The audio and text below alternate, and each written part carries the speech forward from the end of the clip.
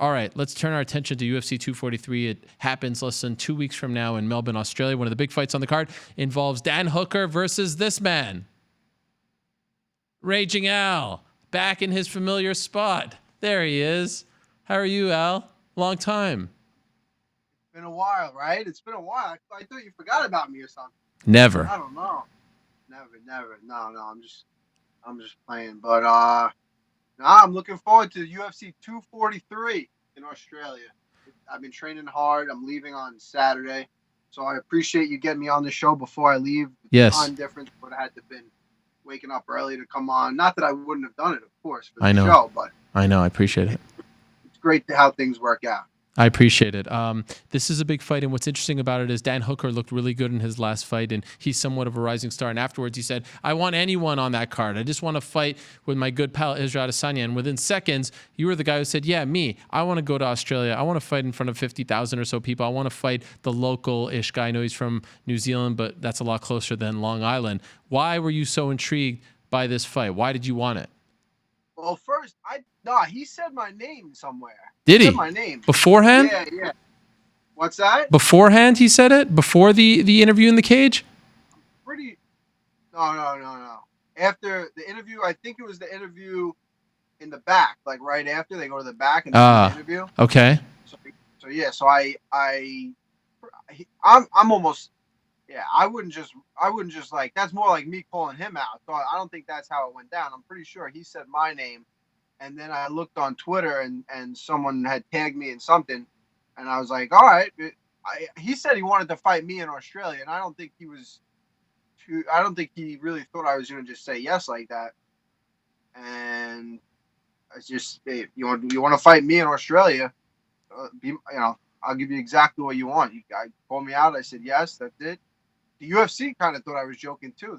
I was the one that presented them with the fight, and then for a while they thought I was kidding, but no, I was pretty serious. So I don't know. Dan Hooker kept saying that I wasn't accepting the fight. Meanwhile, there was no fight to accept. I was the one that offered them the fight. So, that's how that went down. But Australia is nice. I love the Australian people. They were great people to fight in front of. And I fought there back, I don't know, 3 or 4 years ago in Sydney. I fought Ross Pearson over there, who was kind of like an adopted Australian, So I had a great time over there. Went over there early, got acclimated. The people over there are great. The fans are great. I went back to the year after that. I didn't really have much going on. The UFC we were kind of whatever. So I set up some seminars over there, and I taught seminars at like 5 gyms in Australia. So I'm pretty Australian for an American. Okay.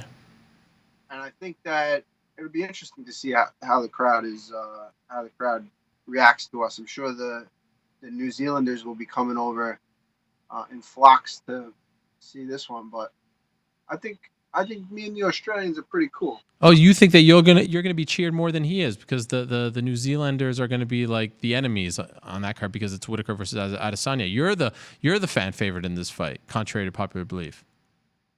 I don't know I'm not. The real only thing I'm thinking about is the fight, but I do know the people over there. I've gotten a lot of messages and I've gotten a lot of support, and I've been over there twice. I think that I respect the Australians, and they work hard, they play hard. So I think we have a lot in. We're very similar in a lot of ways, and I think they respect that. They like the way I fight. I like the way they do things. By the way, why do you think the UFC thought you were joking about this fight? I think they wanted this. I don't know. MSG is like a month after. Yeah. So, I think they wanted to see if I wanted this fight to be in MSG. But what am I going to say? Oh, yes, I accept your fight call out, but let's do it here. I just said yes. You want to fight me in Australia? Yes, that's it. You're going to get exactly what you asked for, and that's it. I'm not going to say, oh yes, but let's do it here at this weight or this time. He called me out, and I gave him everything he wished for, and more. So that's it. Are you impressed by him? Uh, I'm yeah. I to, That I'll wasn't tell a you very why convincing yes. I'm impressed by him because he was in our locker room at one of the fights, and I remember looking at him and I was like, this guy's in the UFC. Him like warming up, and I thought he was a 170 pounder or whatever. I think it was I think Marab and Aljo fought in Newark. It was in New Jersey, and we were in the same locker room. And I was like, this guy fights in the UFC. Like, he doesn't look great. And then since then, he's looked really good. So he's very dangerous. He's climbing up the ranks. He's making a lot of noise. So he's definitely working hard. I can tell he's working hard, and he's going to be coming after me. He's hungry. He's young up and comer, and he's fighting on a huge stage close to home. He's comfortable in that side on that side of the world, and he picked me out of everybody. He picked me out. So at he's hungry. He's coming after me, and I'm gonna make him wish he didn't say my name. By the way, this is the first time we see you in action since May, since your fight against Donald Cerrone. What, if anything, did you learn from that fight? I think I learned a lot from that fight. I think I learned a lot. It really refocused me. I think things were going pretty good for me. There was a little, it was a little controversy in my life. Like a little, I got to come back from something. I got a little chip on my shoulder right now. I got to show people that I'm not just a tough guy. I think people, if you think of me, you think of tough. I'm way better than I am tough. I think in my last couple of fights, maybe I've had to show the toughness, but I think in this fight, the toughness will cancel itself out, and you're really going to see who the better fighter is. And I've been working all my life for this. I'm refocused, not even refocused, just more focused, more everything. I fought a tough veteran, Donald Cerrone. He's been in there with everybody, and he's good. I mean, shame what happened to him this weekend, but it's a learning. I think a couple of years from now, we're gonna look back, and that'll be the fight where it's like that fight really propelled me to do what I'm about to do. Wow. By the way, were you surprised that Gaethje finished him so quickly? I know you and Gaethje have, you've had your history. You never fought, but there was some talks. Were you surprised that he beat him that quickly? Uh, nah, I don't know if I was surprised. I thought that was definitely a possibility. I thought that, look, Cerrone, he fights so frequently. I mean, that catches up with you, and he's not getting any younger.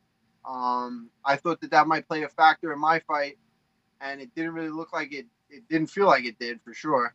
Um, and then I thought he was fighting very soon after his last fight and two fights to me, Yeah. and now he fights two more fights.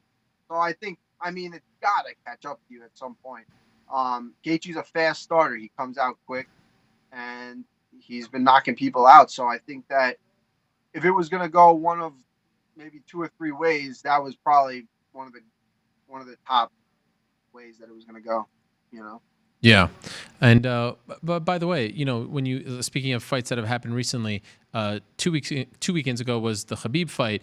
Do you root like?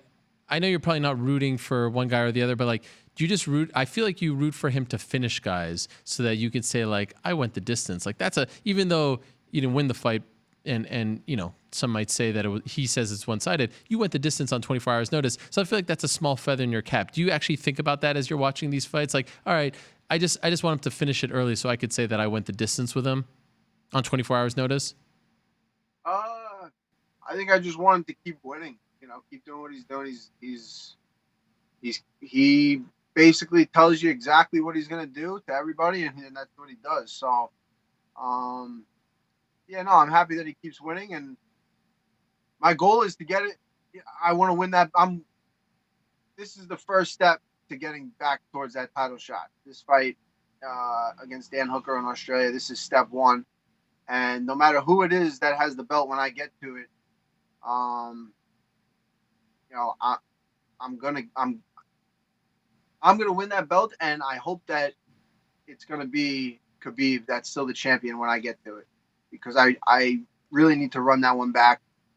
For myself, I think that I have what it takes, and I know I'm gonna get trashed online for even saying this because I have before, but I really believe that with even 6 weeks preparation, I mean, a 5 round fight is something I never did in that up until that. But I'm not even going to talk about it. But that's the fight I want. That's eventually. I hope that happens again, and I get to prepare for it. That's all I'll say. Um, but I know I'm confident in my skills. I'm confident in what I can do.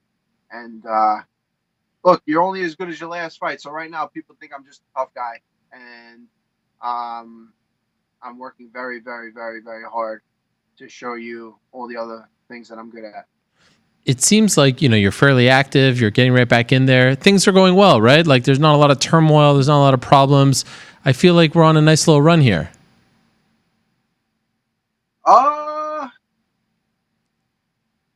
Can change like that, Ariel. It can. But for right now, it seems like it's a good spot, right? Or am I wrong? I don't know where we're at. What's bothering you? Nothing's bothering me. I don't know. Tell us. It's okay. Only good things have come when you've shared your feelings on this program. I know. Does anybody watch? No one watches. Please. No, not this show. I know everyone's watching. That's why. Oh. That's why. I know everyone's watching this show. Tell me, what are you going to say? Does anyone watch what? I don't know. What the Bellator card this weekend? This coming weekend? The last weekend. There wasn't a belt. I'm confused. Like I like watching Bellator, but I just can't. I don't have I just got the Days in app. Oh, okay. What are you trying to say, Al? I don't know. I'm just trying to think. Ariel. Okay. I'm just asking questions. Oh, you're asking me questions? There wasn't a Bellator card this past weekend. There was one a couple. Yeah, 2 weekends ago. Yeah. What about it? Did you watch it? Yeah, I did. They had feather. It was okay, I guess. I mean, featherweight Grand Prix. Yeah. But that's featherweight. You're lightweight. I don't know. I don't know. I haven't seen it too much. Okay. Interesting. What about Kevin Lee coming after me a couple weekends ago, or weeks ago, a couple Mondays ago, right? He was saying that I bring you up too much. Did you see this video of him driving his car and playing a video game? Kevin Lee's never been the smartest of them all. Did you see this video? I don't know if you follow him on Instagram. It's very scary. I don't follow him on Instagram. I don't have that kind of time.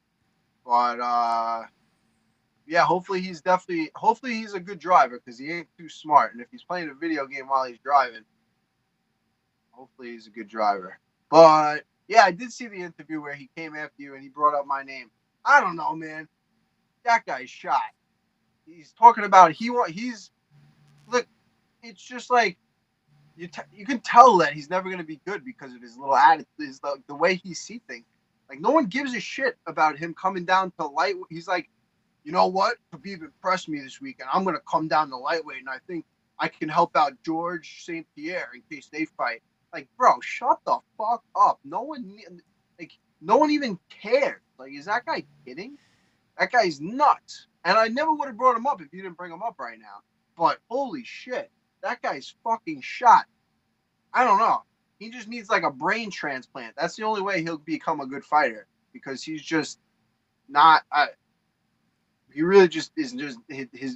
There's no reason why Kevin Lee isn't a world champion. There's no reason at all, except for right here. That's the only thing that's holding him back. And he just won't. He just doesn't learn his lesson. He just keeps doing the same thing again and again and again.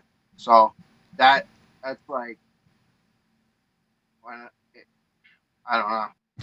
And of course, New York Rick letting me know that it was a Tesla, so he wasn't really driving. Get the hell out of here with this. You're on the road. There's cars in front of you. Enough. It's like one of those self-driving cars. I mean, you have to be some kind of. I mean, really, you don't believe in this nonsense, do you? I don't know. The Tesla seems pretty good. Oh, Me stop and Aljo were talking about this Tesla. No. It's very dangerous. Well, yeah. No, there's no excuse for driving and playing a video game at the same time. But I'm all with the the electric cars. So. Yeah, sure, but just drive it yourself. That's on the highway. There's a lot going. You're defending Kevin Lee now. I've heard. I'm not defending that guy. I don't know. I didn't even know about him doing it. I'm getting secondhand information, so I can't make a good educated decision about what he does and what he doesn't do. But the Tesla seems pretty cool, man. I think one day, that's it's the future. Yeah, it's the future. You know what I mean? And I don't know. Maybe you can play a video game and drive it, and you're safe. I don't know. You're like half there, half not there, half in the video game. No. The car can do half the work, and you're doing half the work. You put it together, and it looks like you're doing, the right amount of work, right? By the way, speaking of the future, are you really training Bagel Boss to fight Lenny Dykstra? Is this the truth? I got him started in his training camp, and I've been in touch with his people, and apparently he's doing what he's doing, and he's gonna fight. So I'm really looking forward to it. I think I taught him a tremendous amount in the time that we worked together. I think that anyone Lenny Dykstrom's working with, is not as qualified a trainer as myself and Chris Weidman. So the Bagel Boss, I got his back. He's a Long Island guy. So listen, he's been through some shit, and we all have. But I think we need a little more compassion, Okay. In the world. We got to help out the guys like the Bagel Boy. So that's what I did. I brought him down to the gym. He was a little like shy when he came in. It's pretty intimidating. You come into a gym like that, and you're walking right in there with me and Weidman and the rest of the pros that were there. But we kind of got him comfortable, taught him some stuff, and he opened up, and he really was entertaining. It was hysterical. Just he's a character, man, for sure. And I'm happy that as long as he's happy with all the publicity and everything that's going on, I'm happy for him. But I think that he's kind of gone under the radar his whole life, and people are giving him some attention, and he's an entertaining character. He's a good guy. After the workout, he was like, he said to us, he was like, "Oh, you guys, did you guys have a good time? Did I make you laugh? Like, it was a good thing. It was. I hope that he learned something and he walked away. I'm sure he left that gym with a new outlook on things, and it doesn't mean that he's not gonna get a little crazy here and there, because I think that's a lifetime of shit that he's kind of had to deal with. So I don't know. I wish the best for him. Long Island guys, we stick together. So I got his back, and I think he's gonna win. Lenny, I saw a video of him training, and he looks like absolute garbage. So I think that the Bagel Boss is gonna put it on him. All right. UFC 243, Melbourne, Australia. Iaquinta, Dan Hooker. The people's main event behind Whitaker Adesanya. Do you want to say that thing before you go? What was on your mind? Last chance? What thing was on my mind? I don't know. You wanted to say something, and you kind of bit your tongue. I'm just getting started, Ariel. All right. I'm just getting started in this whole thing. Okay. So the people better recognize. All right. I was out for a long time. There was a lot of things that I was fighting besides people in the cage, and all I want to do is fight people in the cage. So okay. Everybody better make it worth it for me to fight people in the cage. Yes. And put in the time that I need to do. I'm not doing this shit half-assed no more. I can't keep selling houses and fighting the top guys in the world. So it's got to be worth it for me, or I'm fucking out. No, don't do Ow. it. Don't do it. Oh, no. Oh, no. I hope he didn't break his computer again.